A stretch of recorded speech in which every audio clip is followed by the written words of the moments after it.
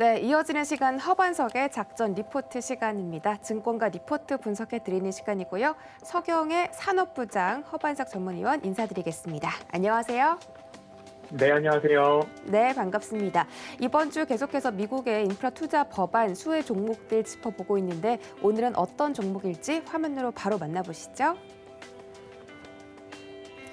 네, 오늘의 종목 리포트는 LS 일렉트릭입니다.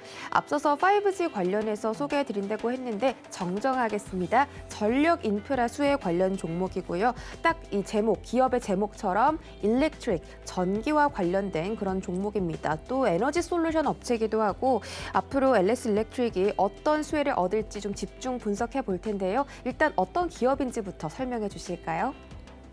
네, 오늘은 10월 1일자, 그리고 12일자, 26일자, 그리고 대신증권과 하나투자증권, 그리고 하나금융투자의 10월 5일자 리포트를 중심으로 말씀을 좀 드리려고 합니다. 앞서서 어제 제목과 동일하게 나갔는데요. 제가 제목을 수정하지 않고 말씀드리는 바람에 우리 수 앵커님께서 어제 제목을 읽게 해드린 점 대단히 죄송하다라는 말씀을 드리고 싶고요. 일렉트릭이라는 단어를 쓰니까 이제 또 버니 씨와의 소통 속에서 우리 수 앵커님의 영어 발음도 더 듣게 될 수 있어서 이 영문으로 된 기업들을 더 많이 살펴봐야 되는 것 아닌가라는 생각이 드는 시작이었습니다. 그간 미 인프라 투자 법안에 대해서 월요일부터 말씀을 좀 드려오고 있는데요. 다시 한번 짚어본다면 인프라 투자는 물적 인프라와 그리고 인적 인프라, 잡스 플랜과 패밀리스 플랜 이 두 가지로 나눠지는데요. 전통 인프라, 디지털 인프라, 그리고 그린 에너지 인프라, 그리고 앞으로 11월 내에 통과가 기대가 되고 있는 사회복지 법안이라고 하는 교육 인프라까지 나눠 볼 수 있습니다. 전통 인프라를 통해서 도로, 철도, 건축, 건설, 기계, 금속에 대한 수혜, 그중에서 두산 바켓을 말씀을 드렸고요.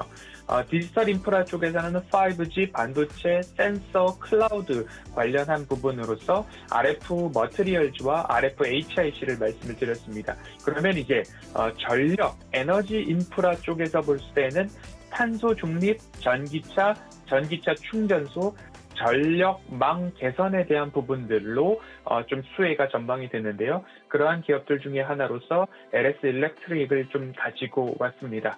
LS 일렉트릭에 대해서 사업 부문으로 좀 말씀을 드린다면요.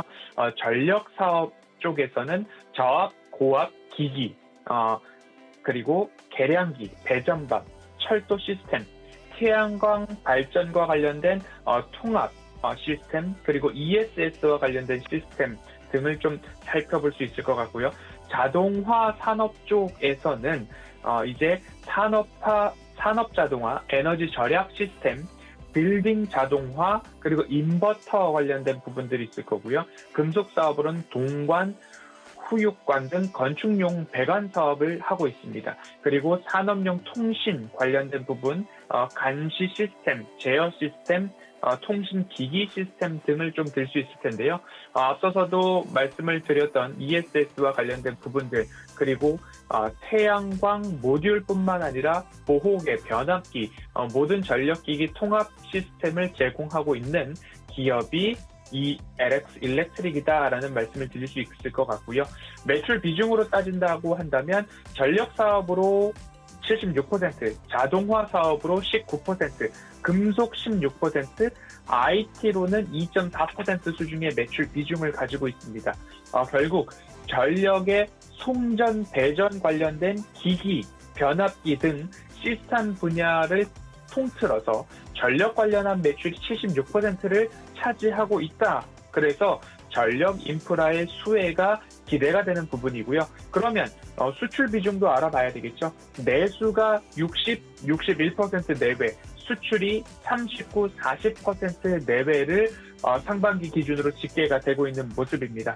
상반기 공장 가동률도 살펴보면요. 전력 부문이 88%, 자동화 부문이 79.7%, 80%를 육박하고 있고요. 자회사 LS 메탈의 공장 가동률도 96%에 육박하고 있고, 그러면 미국의 인프라 투자와 관련해서 사업장은 어떻게 분포가 되어 있나 살펴보니까요. 중국의 3곳, 베트남, 일본, 터키, 두바이, 유럽, 그리고 미국에도 주요 사업장을 두고 있기 때문에 내수와 수출 6대4, 그리고 전력 사업에서의 매출 비중 76%에 달하고 있는 기업이기 때문에 이 에너지 인프라와 관련된 수혜가 기대되는 기업 중에 하나가 LS 일렉트릭이다라고 말씀드릴 수 있겠습니다. 네, LS 일렉트릭에 대한 기업 정보들 좀 챙겨 듣고 왔습니다. 자, 미국의 인프라 투자 산업 수혜 중에서도 이 전력 인프라를 꼽아주셨는데 왜 하필 LS 일렉트릭인지 저희가 좀 설명을 들어볼 수 있을까요? 네, 전력 인프라에 대한 부분들 마찬가지로 전통 인프라에도 교량이 붕괴되고 하는 사고들이 많이 났었죠.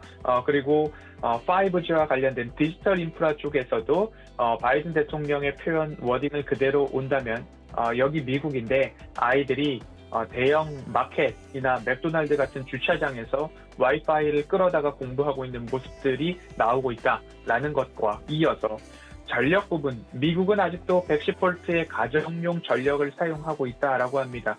다르게 생각해 본다면 워낙 일찍이 전력망이 구축이 되었고 그 전력망 구축에 대해서 지금까지 잘 사용을 하고 있는, 유지가 되고 있는 모습들로도 설명이 가능하겠지만 그만큼 오랫동안 사용했기 때문에 모든 인프라가 노후화되었다.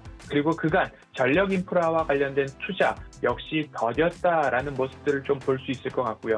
이제는 세상이 내연기관을 이제 역사 속으로 밀어내고 있고 전기 자동차만 본다 하더라도 어마어마한 침투율 그리고 증가율을 보이고 있습니다. 그러면 인프라 쪽으로도 마찬가지로 전기차가 늘어나고 있기 때문에 전기차 충전소가 많아져야 되고 그리고 교통 시스템도 그에 맞게끔 그에 걸맞게 개선이 돼야 된다라고 좀 볼 수 있을 것 같습니다.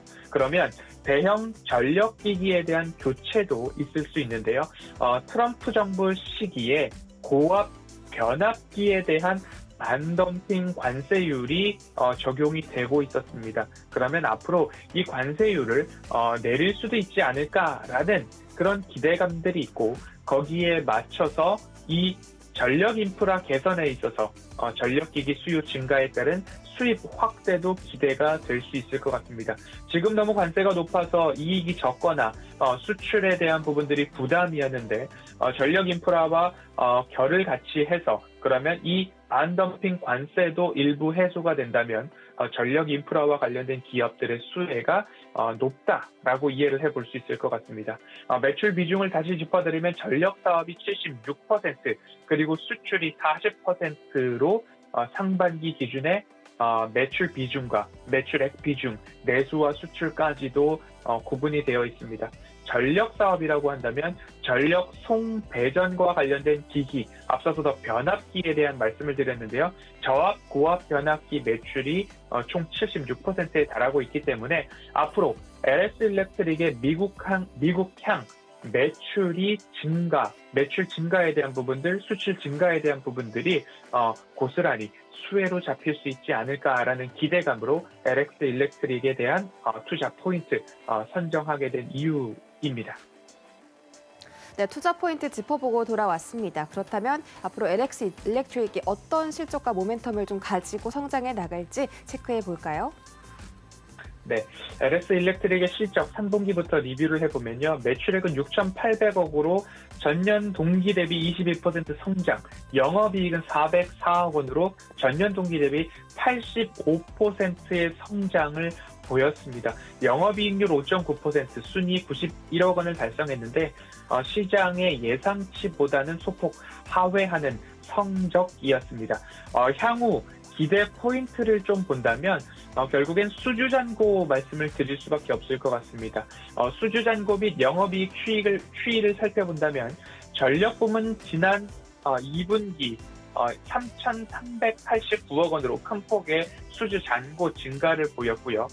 그리고 약 7천억 원가량의 전력 인프라 관련 수주도 있었습니다. 그러면 3분기 말 기준으로 수주 잔고는 약 9,100억 원을 넘어가고 있는 수주 잔고를 확보하고 있다라고 합니다. 이 9,000억 이상의 수주 잔고는 앞으로 약 6개월 동안 매출로 인식될 예정인데요. 3분기 매출액이 6,800억 원이었고 영업이익이 404억 원이었습니다. 앞으로 4분기 매출은 3분기보다 약 14% 증가할 것으로 전망이 되고 있어서 2분기 대비 3분기 증가율은 22%, 그리고 3분기 대비 4분기 증가율은 14%, 혹 그 이후에 수주 잔고가 더 증가하게 된다면 내년 1분기, 2분기까지도 이 매출액과 영업이익에 대한 증가, 기대감들이 좀 남아있다라고 말씀을 드릴 수 있을 것 같고요.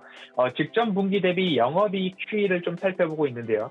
1분기 234억 원, 2분기 470억 원, 3분기 404억 원. 그런데 4분기는 매출액이 전년 분기 대비 14%가 증가한다라고 하니까 400억 원대를 유지해 준다고만 보아도 여전히 좋은 영업이익 성장성을 보일 수 있겠다라는 기대감이 있고요. 흑자에 대해서는 두말할 필요 없는 기업으로서 3분기까지 81분기 연속 흑자 기업이다라는 부분을 보았을 때는 결국 이 실적에 대한 기대감은 여지없이 강하다라고 볼 수 있을 것 같습니다. 두 번째 포인트로는 매출액과 영업이익의 증가를 말씀드릴 수 있을 것 같습니다. 22년도 전망을 하나금융투자에서 해주셨는데요. 22년도 전망은 앞으로 22년도는 매출액 2조 9천억 원으로 약 7.5% 성장성이 기대가 되고 있고요. 영업이익은 2천억 원으로 약 23%의 성장성이 기대가 되고 있습니다. 키움증권의 매출액 실적 전망을 본다면 매출액 3%, 영업이익 8%의 23년도 증가율을 좀 볼 수 있을 것 같고요. 당기 순이익에 있어서도 21년도 19.2%, 22년도 32.6%, 23년도 11.6%의 증가 추이가 전망이 된다라고 좀 보실 수 있을 것 같은데요. 차트적으로 열어놓고 길게 좀 살펴보도록 하겠습니다. 그간의 바닥 구간을 다졌고요. 다시 고점, 박스를 돌파하지 못하고 있는 부분인데요. 이 박스권에서도 추세선을 이렇게 그어본다라고 한다면 이와 같은 추세선도 살펴볼 수 있을 것 같습니다. 그러면 추세선 바닥 번역까지 기다렸다가 매수 타이밍이 오나 안 오나 한 번 더 살펴볼 기간이 도래하고 있다라는 말씀을 드릴 수 있을 것 같습니다. 그렇기 때문에 매년 매출액과 영업이익이 증가하고 81분기 연속 흑자 기업이고 올해가 피크가 아니고 21년도, 22년도, 23년도까지 성장이 전망되고 거기에 모멘텀을 추가한다라고 한다면 미국의 이 인프라 투자, 결국 에너지 인프라 부분에 있어서 전력 발전, 송변전, 시설 투자, 재생에너지 수요 증가에 따라서 결국 태양광, ESS, 변압기, 송배전 시스템 모두 다 커버가 가능한 기업이 LS 일렉트릭이다라고 보시면 좋을 것 같고요. 차트적으로도 추세 하단에서 기다리는 전략으로 좀 지켜보셔도 좋겠다라는 말씀으로 LS 일렉트릭은 여기까지 살펴보도록 하겠습니다.